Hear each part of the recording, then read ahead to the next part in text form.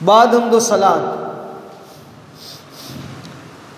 کروڑوں درود اور کروڑوں سلام بارگاہ نبی آخر الزمان صلی اللہ علیہ وسلم میں۔ میرے اور آپ کے آقا، دو عالم کے داتا، محبوب کبریا، صاحب جود و سخا صلی اللہ تعالی علیہ وآلہ وسلم کا فرمان عالی شان ہے۔ فرمایا دعا زمین و آسمان کے درمیان معلق رہتی ہے، یعنی ہم جو دعائیں کرتے ہیں وہ قبولیت کی طرف جب بلند ہوتی ہیں تو فرمایا کہ دعا زمین اور آسمان کے درمیان معلق رہتی ہے جب تک تم اپنے نبی پر درود نہ پڑھو۔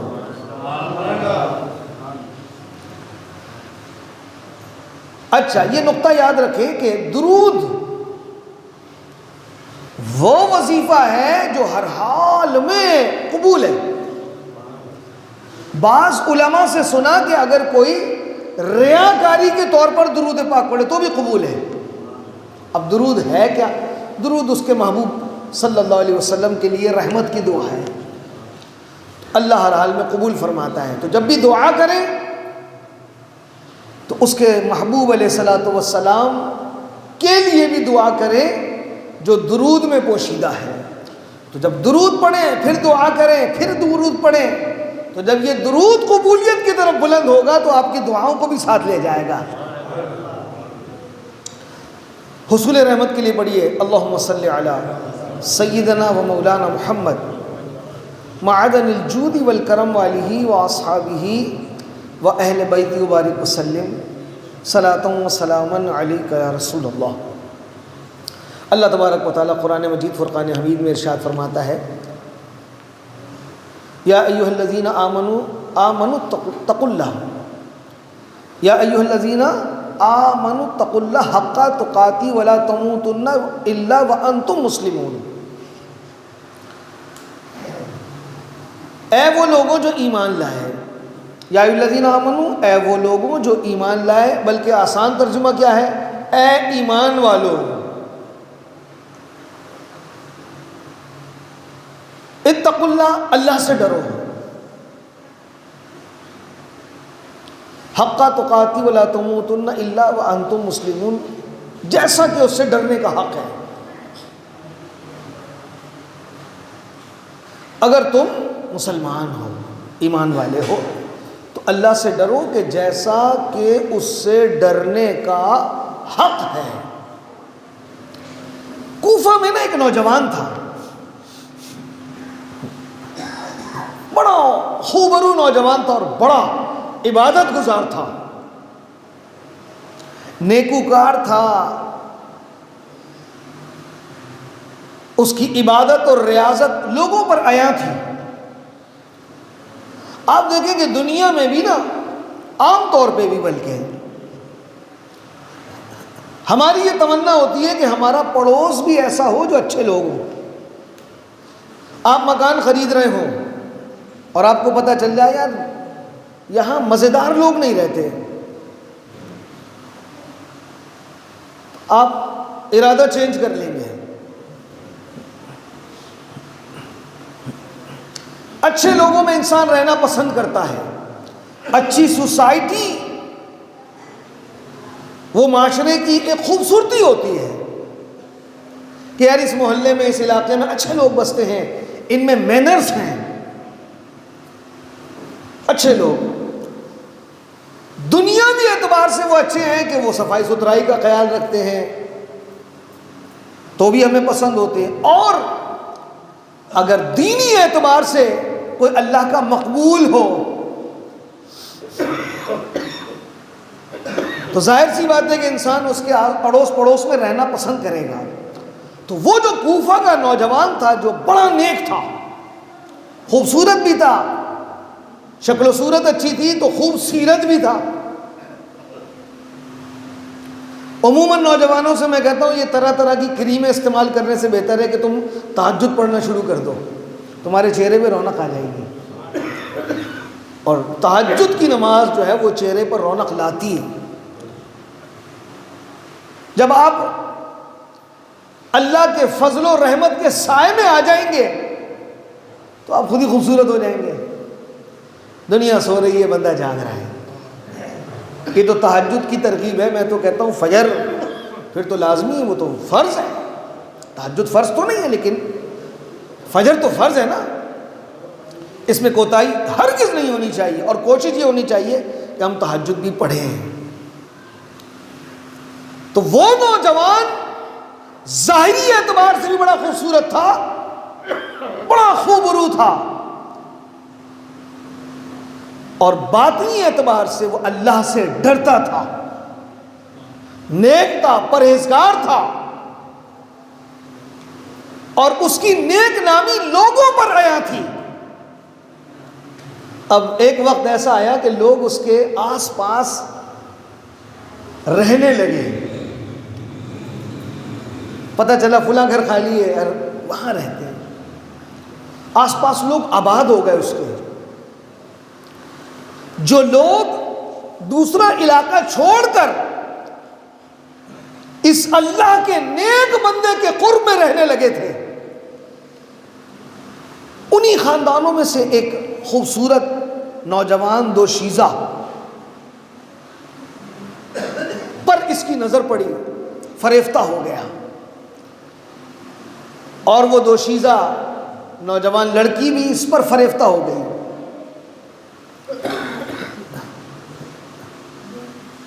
اس لڑکی نے پیغام رساں ایک شخص کو بطور قاصد بھیجا اور اپنا پیغام بھیجا کہ میں نے جب سے تمہیں دیکھا میں تمہیں پسند کرتی ہوں اور میں تم سے نکاح کرنا چاہتی ہوں.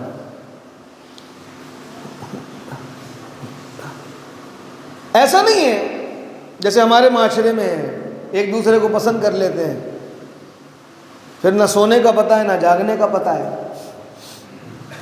پھر کام پہ جاتے ہیں تو کہیں اور نکل جاتے ہیں. اسکول و کالج کا بھی ماحول، یہ معاشرہ اتنا ڈسٹرب کر رہا ہے کہ لوگوں کو تعلیم کی فکر نہیں ہوتی. جو اس مرض میں مبتلا ہو جائے تو پھر گیا وہ. لیکن اس نوجوان دوشیزہ نے پیغام بھیجا، کوئی جواب نہیں آیا. پھر بھیجا پیغام، کہا میں جانتی ہوں کہ تمہارا بھی وہی حال ہے جو میرا حال ہے. تم مجھے پسند کرتے ہو، میں تمہیں پسند کرتی ہوں. ایسا کرو تم میرے پاس آ جاؤ یا میں تمہارے پاس آ جاؤں. اس نوجوان نے اس قاصد جو پیغام رساں تھا اس کے ذریعے پیغام بھیجا. کیا بھیجا پتہ ہے؟ کہا مجھے خوف ہے اس جہنم کی آگ کا، میں اللہ سے ڈرتا ہوں اور اس سے پناہ مانگتا ہوں. وہ لڑکی سمجھ گئی کہ یہ اس نے پھر یہ اپنی عبادت و ریاضت میں لگ گیا. اور وہ خاتون، وہ لڑکی، اس نے بھی اس کی فکر چھوڑ دی کہ یہ حقیقتاً اللہ سے محبت کرتا ہے. ایک گلاس میں ایک ہی دفعہ پانی آئے گا نا. ایک گلاس کا ناب 1 پاؤ ہو اور اس میں پانی ڈال دیں تو دوسرا پاؤ تو نہیں آئے گا نا. ظاہری اسباب بتاتے ہیں. تو واقعی جس کے دل میں اللہ کی محبت پیدا ہو جائے پھر دنیا کی کوئی چیز، کوئی ظاہری خوبصورتی بھی اس کو ادھر سے ادھر نہیں کر سکتی. ہاں دل کا معاملہ الگ ہے. میں نے ایک روایت پڑھی، میرے آقا علیہ الصلوۃ والسلام فرماتے ہیں دل جو ہے نا، دل، قلب، یہ ایک میدان ہے، اس میں ایک سوکھے پتے کی مانند ہے جو اڑتا پھرتا ہے، اس کو قرار نہیں ہے. قلب کہ اگر معنی آپ پڑھیں گے نا دل کے، قلب جسے کہتے ہیں، اس کے معنی مختلف ہونا، تبدیل ہونا. بلکہ عربی قاعدہ آپ پڑھیں نا، اس میں قراءت تجوید سے اگر قرآن پڑھیں نا آپ تو اس میں ایک قاعدہ اقلاب کے معنی ہیں تبدیل ہونے کے. قلب کی جمع ہے یہ. تو فرمایا کہ یہ ایسا ہے کہ جیسے سوکھا پتا، کبھی ہوا اس کو ادھر اڑا کے لے جائے، کبھی ادھر اڑا کے لے جائے. دل کا معاملہ ایسا ہے. لیکن خوبصورتی تو اسی بات میں ہے نا کہ کسی کے بہکاوے میں نہ آئے، کسی چال میں نہ پھنسے، کسی ظاہری خوبصورتی پر فریفتہ نہ ہو، غلط راہ پر نہ نکلے. یہ کمال ہوتا ہے. ایک اور ہم نے واقعہ پڑھا تھا کہ ایک غالباً فاروق اعظم کا دور تھا. ایک نوجوان ایک خاتون پر فریفتہ ہو گئے. کہا میں تم سے شادی کرنا چاہتا ہوں. کہا ٹھیک ہے. فاروق اعظم کا دور تھا غالباً. کہا ان کے پیچھے 40 دن نماز پڑھو، پھر تم جو بولو گے ویسا ہی ہو جائے گا. اب وہ نوجوان 5 نمازیں با جماعت پڑھنے لگا. 40 دن کے بعد پھر ایک دوسرے کا سامنا ہوا.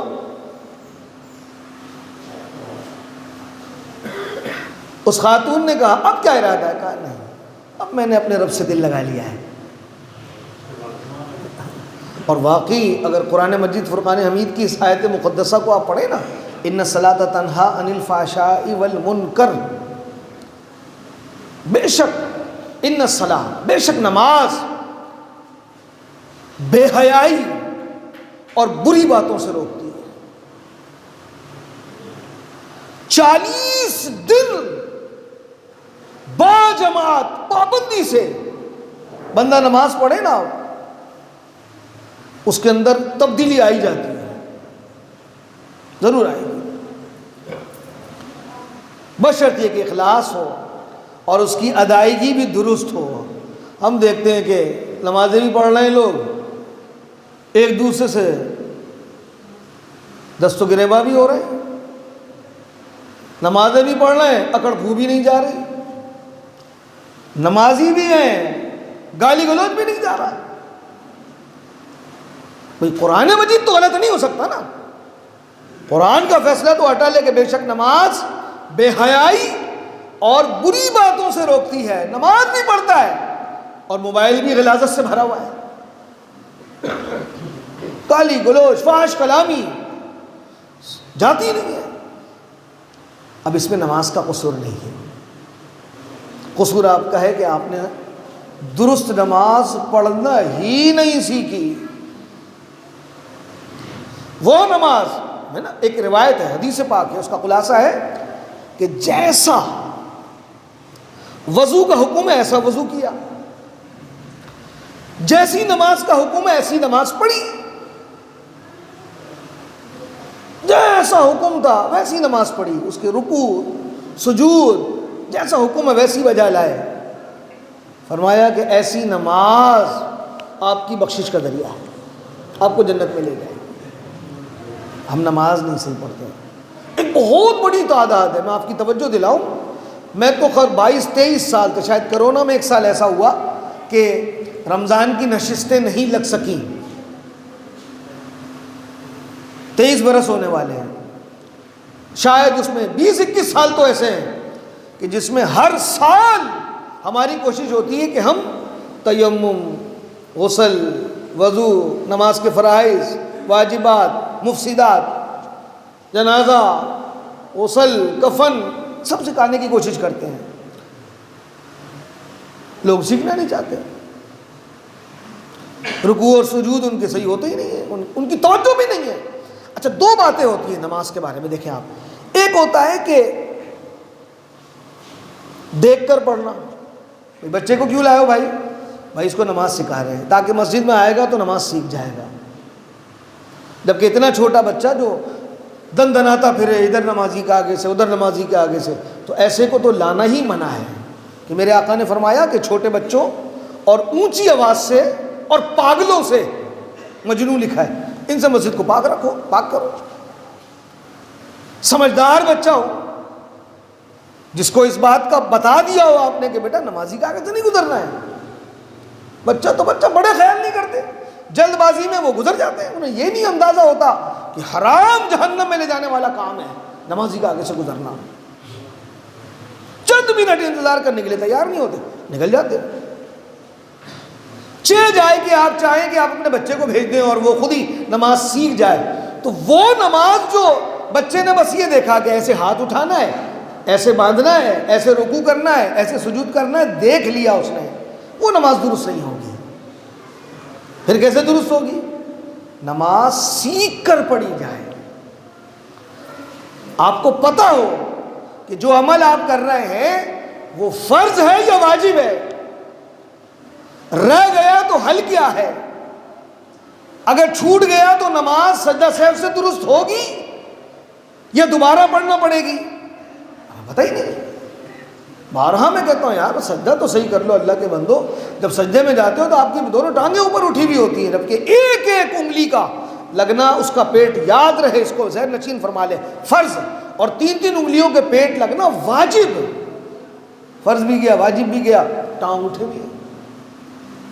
بہت ساری غلطیاں کرتے ہیں، چونکہ وہ نماز جو ہم پڑھ رہے ہیں وہ ہم دیکھ کر پڑھ رہے ہیں، سیکھ کر نہیں پڑھ رہے ہیں۔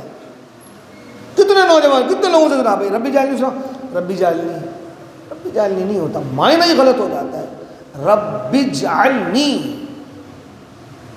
با پہ تشدید اور پھر با کے نیچے زیر، اور زیر کو ملانا ہے با کے ساتھ، آپ نے جیم پر جو جزم لگی ہے، رب اجعل،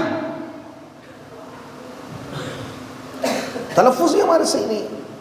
پڑھ رہا ہے برسوں سے نماز، 60 سال عمر ہو گئی، 70 سال عمر ہو گئی، دیکھ کے پڑھی، سیکھ کے نہیں پڑھی، ابھی تک ہم ہینڈ پمپ چلا رہے ہیں وضو میں۔ بھائی دھونا ہے فرض، اور انگلیوں کے پورے سے شروع کرنا یہ سنت ہے، ایسے ہاتھ دھویا جائے گا کونیوں تک 3 دفعہ، پانی یوں گیا ہے ادھر سوکھا رہ گیا، کبھی آپ تجربہ کر لیں، صابن لگا لیں ہاتھ پہ اور ایسے پانی بہائیں، یہاں صابن لگا رہ جائے گا، اس کا مطلب پانی نہیں پہنچا۔ اب گیلا کیسے ہو گیا؟ گیلا ہاتھ پھیر رہا ہے آپ، گیلا ہاتھ پھیر رہے ہیں آپ۔ بہت ساری غلطیاں ہیں جو ہمیں درست کرنے کی ضرورت ہے۔ رکوع، سجود، نماز کے فرائض و واجبات پوچھنا پڑے گا، ورنہ کہیں ایسا نہ ہو کہ وہ نمازیں ہم، ایسا بھی ہے نا قول کہ ایسی نمازیں جو منہ پہ مار دی جائیں گی۔ ہاں یہ ضرور ہے، کس کی قبول ہے کس کی نہیں ہے اللہ جانے۔ تو بات چلی تھی اس نوجوان کی، وہ اللہ سے ڈرتا تھا، یا اس نوجوان کی جو کسی پر فریبتا تھا، جب وہ نماز پڑھنے لگا تو اس کی نماز نے بے شک اسے بے حیائی اور بری بات سے روک دیا، چونکہ قرآن نے کہا کہ بے شک نماز بے حیائی اور بری باتوں سے روکتی ہے۔ تو درست نماز ہمیں ضرور ایک دن برے کاموں سے روکے گی، اور اگر ایسی پڑھتے رہے تو کیسے روکے گی؟ حضرت سیدنا ابو بکر صدیق رضی اللہ تعالی عنہ و ارضہ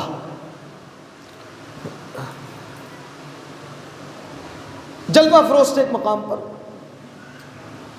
اچانک آپ کی نظر پڑی ایک چڑیا پر، وہ چڑیا کو دیکھنے لگے، ابھی یہاں بیٹھی تھی، اڑتی ہوئی درخت پہ جا کے بیٹھ گئی، پھر وہاں سے اڑ گئی، پھر زمین پر بیٹھ گئی، پھر اڑ گئی۔ آپ نے اس چڑیا کو دیکھ کر فرمایا اے کاش ابو بکر چڑیا ہوتا، کوئی قابل ذکر نہ ہوتا، یعنی ایسا جس کو لوگ مانتے ہو، جانتے ہو، تعریف کرتے ہو، کوئی مرتبہ مقام ہو، جیسے کہ صدیق اکبر کا ہے، یہ ان کی عاجزی تھی۔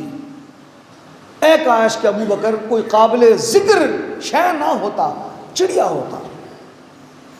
اس لیے، کس لیے کہ جو جانور ہے نا، جانور، چرند پرند جانور، انسان اور جنات کے علاوہ، حساب کتاب، رحمت، عذاب، یہ انسان اور جنات کے ساتھ ہے۔ جس طرح ہم شریعت کے مکلف ہیں نا، اسی طرح جنات بھی شریعت کے مکلف ہیں۔ جس طرح ہم شریعت کے پابند ہیں وہ بھی پابند ہیں۔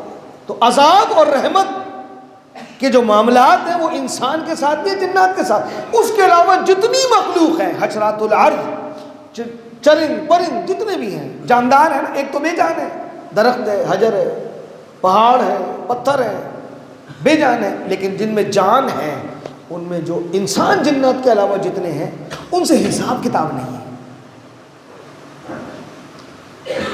بس وہ مر گئے، مٹی میں مل گئے، ختم ہو گئی ان کی کہانی۔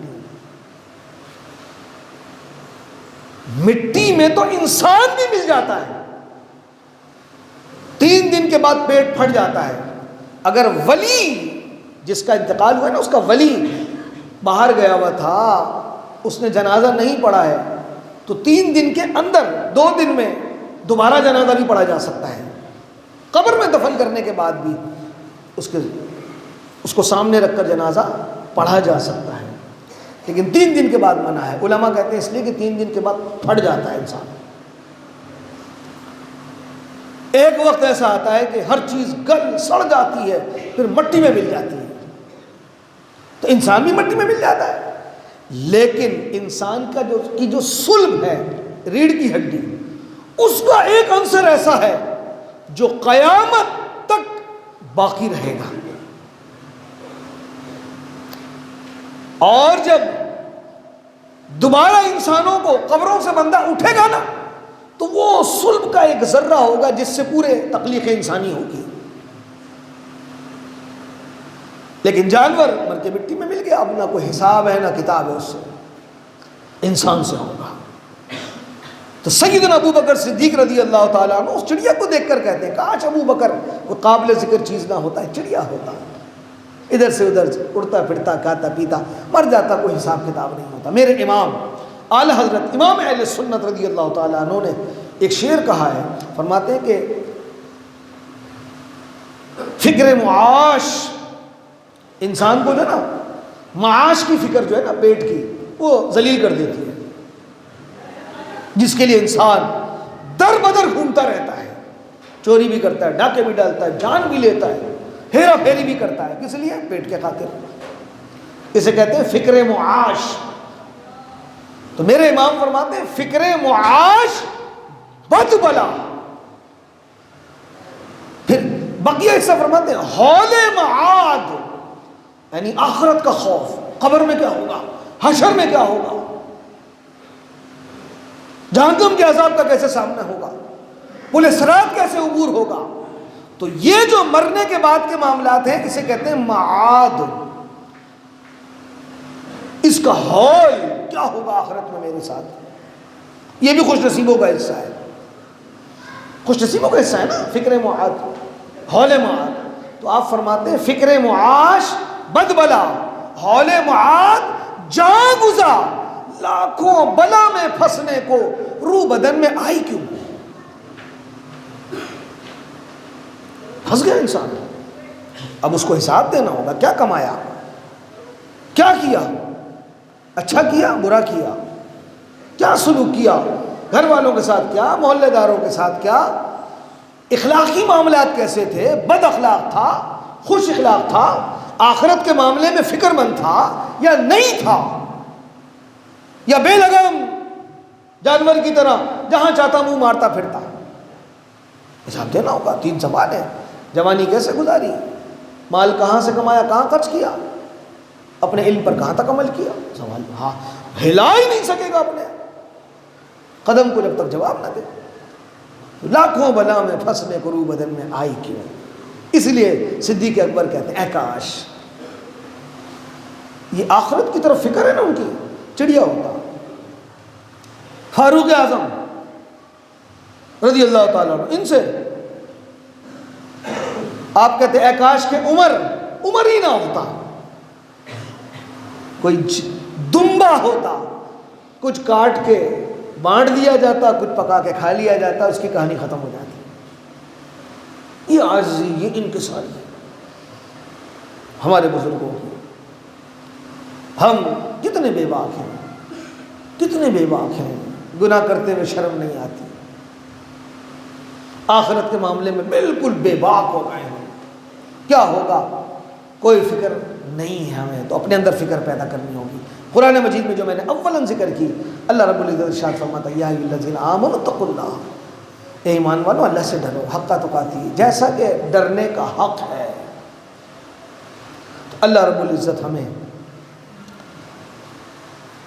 فکر آخرت نصیب فرمائے، ہمیں اپنا خوف عطا فرمائے، گناہوں سے دلیری ہم میں سے نکال دے، ہمیں عاجزی انکساری کی دولت عطا فرمائے، جو تجھ کو جو تیرے نبی کو پسند ہے مجھے ایسا بندہ بنا یا الہی، آمین بجاہ سید المرسلین وما علیہ الا البلاغ۔